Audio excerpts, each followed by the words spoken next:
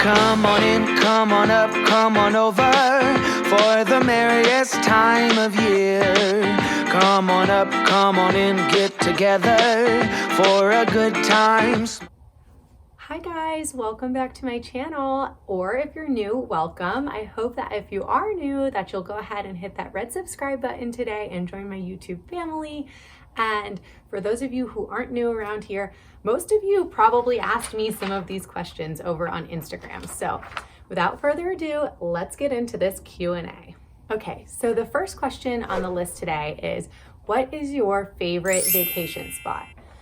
So that's tough. I actually have two favorite vacation spots. My first favorite, everyone who knows me should know, is Disney World. I also have been to Disneyland recently and I liked it, but I do think that Disney World is by far the winner in my book. I have been there so many times throughout my life. I love it so much. It really, truly to me is the happiest place on earth, and it feels like home every time I go there.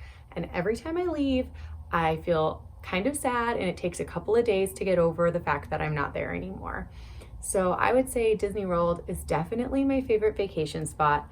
But if I'm talking outside of the Disney universe, my next favorite vacation spot is always going to be Sanibel Island in Florida. Now, that's actually where I got married. Well, technically we got married on Captiva Island, which is connected to Sanibel for you Floridians or people who are familiar with the Sanibel area. But my in-laws have a place down there, and we have gone, heck, it's going on like 8-9 years. I don't know. It's been a long time, maybe even 10. I'd have to look back to see, but it's been a long time since we've been going to Sanibel, and my husband and I just love it, and we love bringing Chloe there. We actually brought her there only once so far, because this past year we haven't been able to get there yet.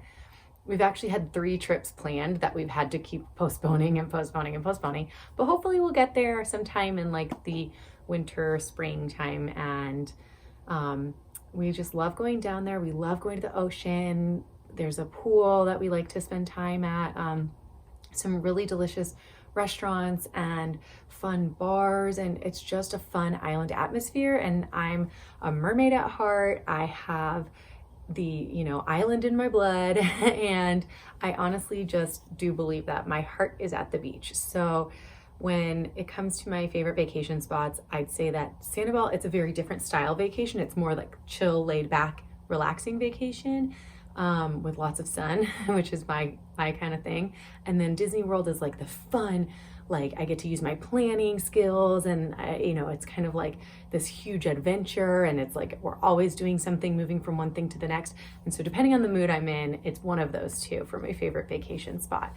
And if you're ever looking for advice on going to either of those locations, please feel free to go ahead and DM me on Instagram. I'll put my Instagram handle right here, but I am more than happy to help people, especially with Disney World. It can be a very daunting and scary thing to plan, and it's a lot of money, so you don't really want to screw it up. So if you're ever looking for help planning that, I would love to. Trust me, I can live vicariously through your vacation, and I will help answer all of your questions, and I've been there so many times. I'm really a pro at this.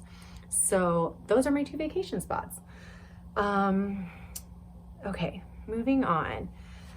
What is your favorite family activity?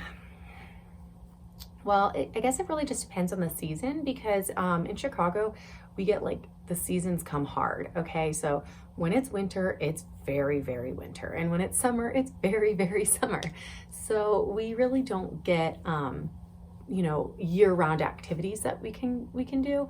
When it's nice out, we love going to the zoo. We love going on long walks, just kind of enjoying outside.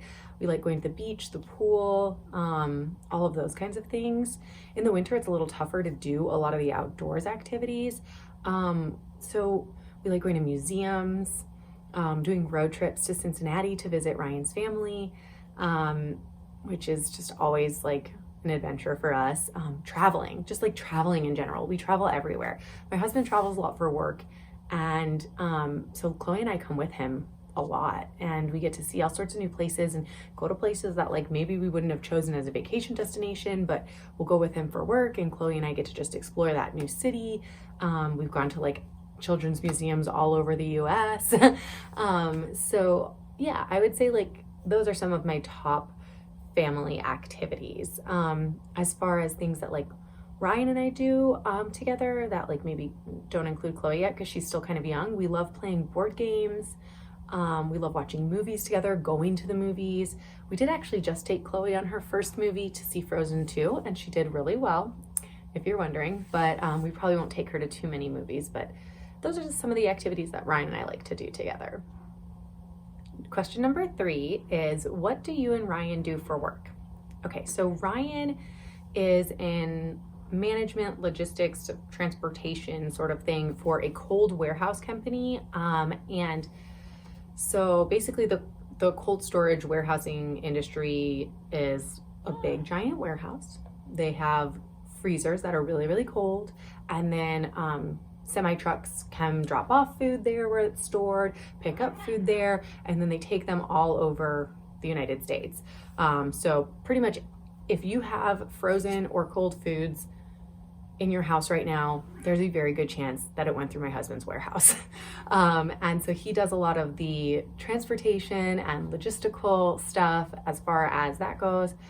He's, on the management side of things. And and so that's actually one of the reasons that we do travel so much, is because he is constantly going to, they have warehouses all over the US. And so he's constantly going to check in at different places and make sure that everything's running well.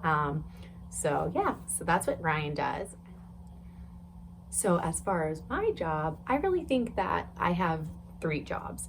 So my first job is that I am a hair and makeup stylist for special events and brides, mostly doing bridal work, bridal parties.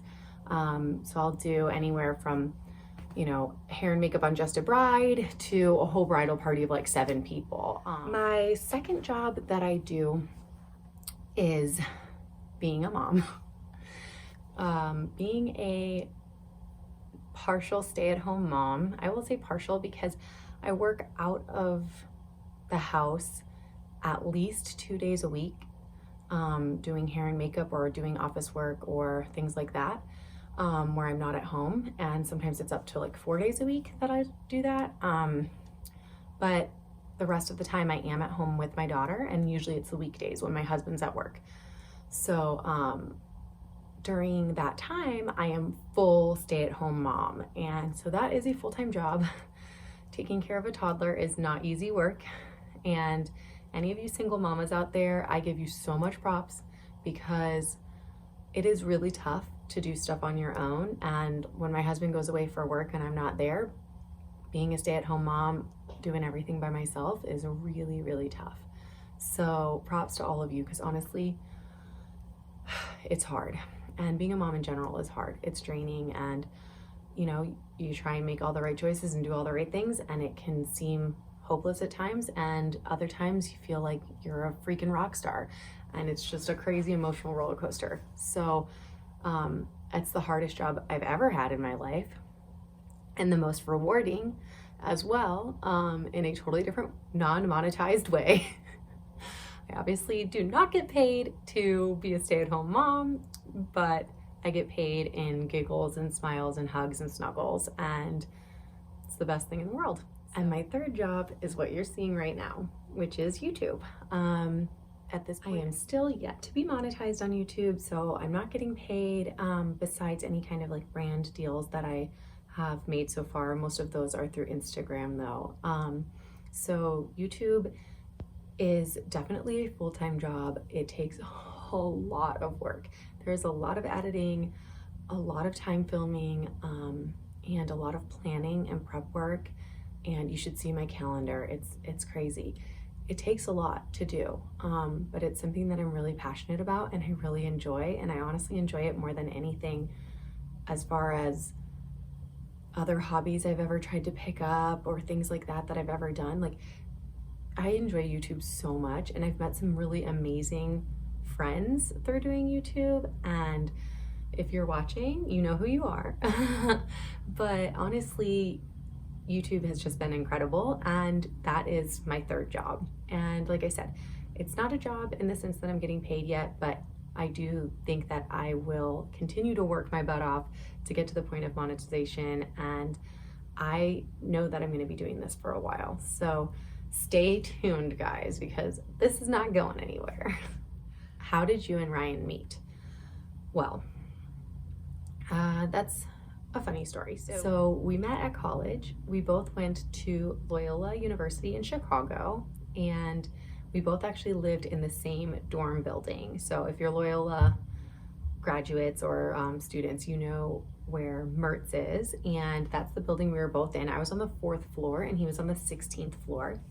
And so we met just a couple times hanging out around the dorm and stuff like that. And I actually remember a really funny story when we had like kissed one night, and then I found out that he had kissed this other girl, and I was so upset about it. And I was like, well, I don't want to be around this dude. And I like told him, I was like, you're gross. You kissed my friend and me in the same night and blah, blah, blah. He was like, no, I didn't. That didn't happen. Anyway, it turned out there was a miscommunication, and apparently he kissed us both on different Thursdays. But I was like, I don't want anything to do with you. You're a player, like whatever. So we didn't talk for a little while, and then we just became friends, and we were friends for a long time. And there was one night, a couple nights before my birthday. So my birthday's at the end of the school year. It's May 5th. We had finals that week. And on May 3rd, we actually were, I think we all had just finished our last final. And so we decided to go out and party and celebrate. And I saw him talking to some other girls. And at this point, we're just friends. And I got really jealous. And I was like, ooh, why do I feel jealous? Like, I haven't had feelings for this dude at all. Like, we were just friends. Like, we had that one time where we kissed, and that was nothing. It was months ago, and like whatever. So anyway, I got really jealous, and I told my 2 girlfriends who were standing next to me, and the one was like, just go up and kiss him. Like, whatever, who cares? Just see what happens. Like, it'd be so awesome. So I was like, okay, sure, why not? And I, got my courage on and went over and just like interrupted his conversation with those 2 girls and just like kissed him. And he was like, whoa. And then he kissed me back, and it's kind of been history since then, which actually leads me to another one of your guys' questions, which was, how long have you and Ryan been together? So we have been together 11 and a half years. Yeah, 11 and a half years, because we consider May 3rd to be our like dating anniversary, even though we didn't call ourselves official at first because we were both going home for summer break. And so we were like, oh, we'll be cool about it. Like, you can go home. We're not going to date. And like, you can date other people, whatever. But neither one of us wanted to date other people. And we were AIM chatting every night. Yes, AIM. AOL Instant Messenger. Any of my old friends out there that used that to chat with your boyfriend? We were AIM chatting every night, and we would call each other after 9 because that's when the minutes were free on our phone. Yeah, this is old school dating. And one night he was like, can I call you? And it wasn't 9 o'clock yet. And I was like, okay, it's a little earlier than we're used to calling and talking to each other. So he called me and he was like, oh, I think I'm in love with you. And I was like, oh, and then I said it too.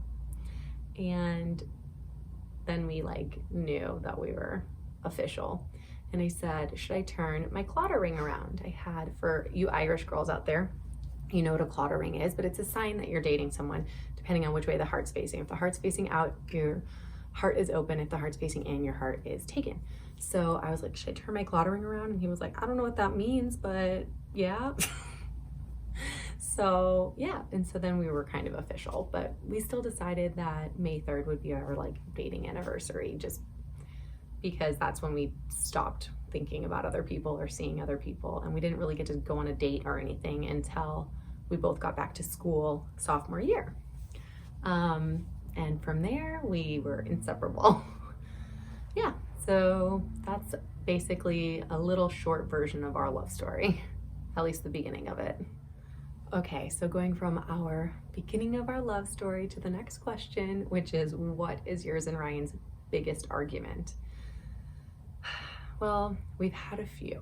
We've had a few over the years. We used to fight about money. We don't fight about money anymore.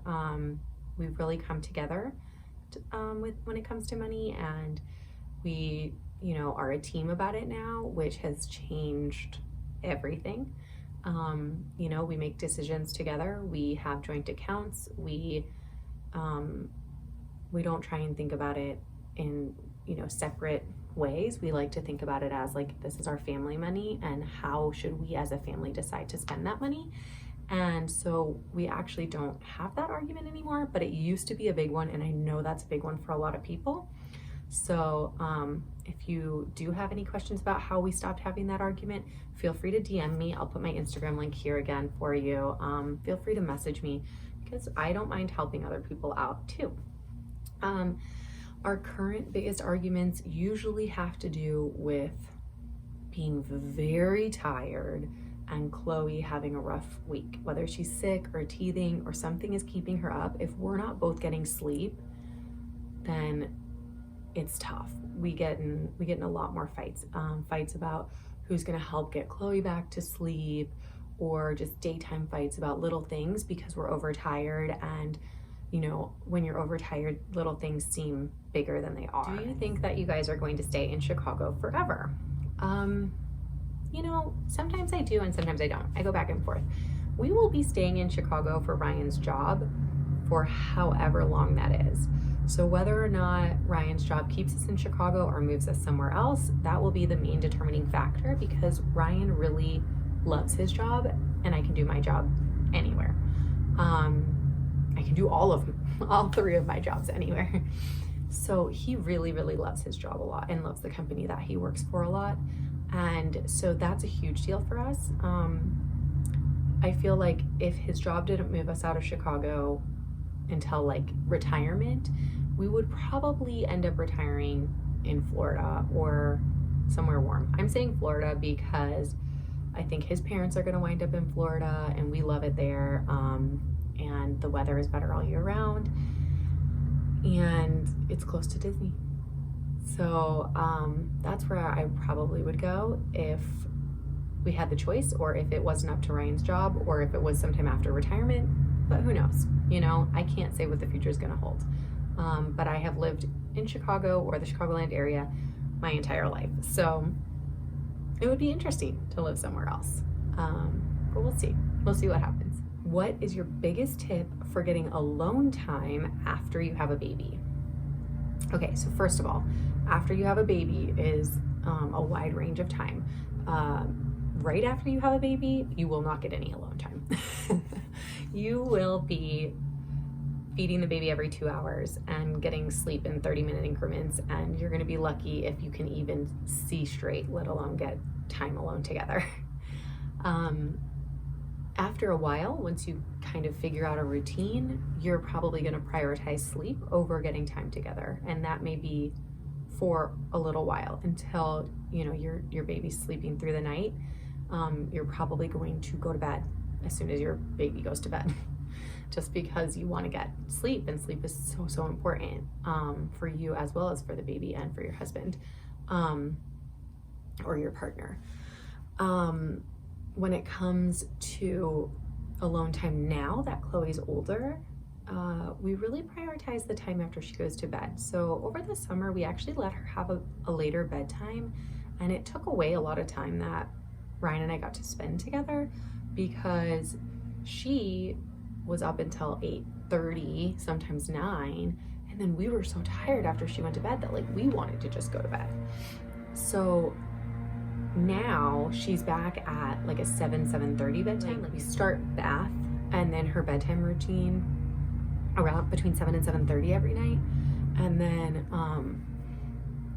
we let her put herself to sleep, and we just will talk to her over the monitor and calm her down. But we let her be in her room by herself to go to sleep now, because it just works better for us as a family. So once she's in bed, that's when we kind of get our alone time together. A lot of times we'll try and play a board game or ask each other 20 questions, like do silly things, or like ask each other about our days. Just do things so that we're not both just sitting on the couch on our phones or like with the TV on, because we have gotten caught up in that a lot, and then we feel really disconnected from each other because you're just so exhausted from the day that you don't even want to like have a conversation. It's hard to like put words together, and it's really important, I think, to prioritize that time with your partner, because you could just sit there on your phone and, you know, on Instagram or whatever, and you guys are sitting next to each other, but you're not like actually engaging with each other. So like lately we've been doing a lot of board games. We've been playing Scrabble and Monopoly and you know, card games and stuff, and that's been really helping because we're not looking at our phones like at all. We're not playing games or Instagram or whatever on our phones. We're like engaging with each other in like that board game, the card game, whatever it is, and that's been really helping. Another way that we try is by getting date nights. I would say we only get date nights like a couple times a year. But I do find that it's important to get that time, one-on-one time, and just be able to kind of talk and date, like date each other, and bring that spark back and bring that like relationship back to life, because after a kid, it can get put on the back burner. And I think one of the most important things that you can do in your relationship is maintain your relationship with your partner, because at the end of the day, your kids are going to grow up and they're going to move out of the house and they're going to find their own relationships, and you're going to be left with your partner, and you want to still know them, and you want to still love them, and you want to still have a spark with them, and you want to still be able to sit in a room and have a conversation with them, because suddenly the house is going to be quiet and you're going to have to figure out how to, you know, maintain your relationship with no kids at home anymore. And so I'm really, really trying to focus on making sure that Ryan and I have that relationship that can withstand all of that time. And I really think that, you know, we love and care about each other enough that we're going to make it all the way. But I want to make sure that we're taking active steps in making sure that that happens. So finding that time, whatever it is, however you can do it, whatever works for you. You know, what works for me might not work for you, but find a way to make the other person feel important, and find a way to connect with each other. That's what's important to me. If you have a second baby, do you feel like Chloe will do well with it? I'm really worried about this with mine. So I think so. I really do. I think that Chloe does so well with her cousins. I think the biggest problem Chloe will have is not hugging the baby too much. I guess it all depends. Who knows how old she will be.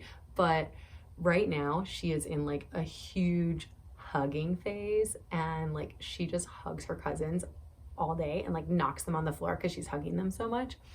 But she's a big, open-hearted, empathetic person, and she takes after me in a lot of those ways. And I really just feel like she will be so good at being a sibling. So yeah, I think she will. I think it'll be tough. I mean, all kids have a tough time like sharing or learning how to be not the only person that their parent like is worried about or cares about or is paying attention to. So I think it'll be an adjustment, but I really think that she would do really well. So yeah. And if you're afraid of it, you know, just figure out what works for you and your family. Not every family has to have multiple kids. And if you do, you'll figure it out and you'll make it work. I mean, I was terrified when I was pregnant with Chloe. I mean, I was excited, but I was terrified because I had no idea what it was going to be like. And it's been ups and downs and roller coasters, but overall it's been the most rewarding, amazing thing in my life. So I wouldn't have regretted it. So I think whenever we have the second child, and you know, we'll figure it out with Chloe. I think that's pretty much the way that I want to think about it. Okay, a couple more. So how long did it take you to get pregnant with Chloe? So that's an interesting question. So I had been on birth control like a long time. I was on the NuvaRing for like 10 years. And then I was on, or maybe it was like 8 years, I'm not sure. And then I was on an IUD for 2 years. And IUD, like I never got a period with it. I was on the progesterone only type called Skyla. And when I took that out, I didn't get a period right away. So like my cycles didn't return right away. And so I think it was like 50 days or like something. I remember it being like almost 2 months where I didn't get one. And then I got one. And then it was like another month and a half before I got another one. And so I had 2 cycles like that, but it was like stretched over like 4 months. And then I got pregnant at the end of June or beginning of July in 2017 with Chloe. So yeah, and then she was born in March of 2018. This one's funny. Why is Chloe one of the most adorable kids I've ever seen? I think she is too. So thank you for noticing. Honestly, I don't know. I think it's just whatever genetics. Ryan and I made a cute baby. I don't really know. I think she's really cute. Some people might not, but how could you not? She's literally the cutest. Okay, and my last question is from another YouTube mama here, and her name is Carrie O'Neill, and I'll put her Instagram link right here. It's at Mama O'Neill ×2. And she asked, how much do you love me? Well, girl, you know I love you. Love you more than anything. And I love everything that you've done to help me with my YouTube channel. And if you're looking for a YouTube mama to follow and you don't follow Carrie yet, although I'm sure most of my subscribers do, go ahead and look at my link in the description. I will have her YouTube channel linked so you can go ahead and head over there and follow her amazing and adorable family over on her channel. Okay, loves, that is all of them. That is all of the questions that weren't repeats or I hadn't already answered in previous Q&As. I do have previous Q&As linked. You can look at my Q&A playlist on my main page, and you can see all of my old Q&As. And yeah, so that's about everything. Don't forget to hit that red subscribe button before you leave, and give this video a thumbs up if you like it. And if you want to see more Q&As in the future, leave more questions down in the comments below. If I didn't answer anything, I will either answer them in the comments or answer them in an upcoming Q&A. All right, loves, see you in the next one. Bye.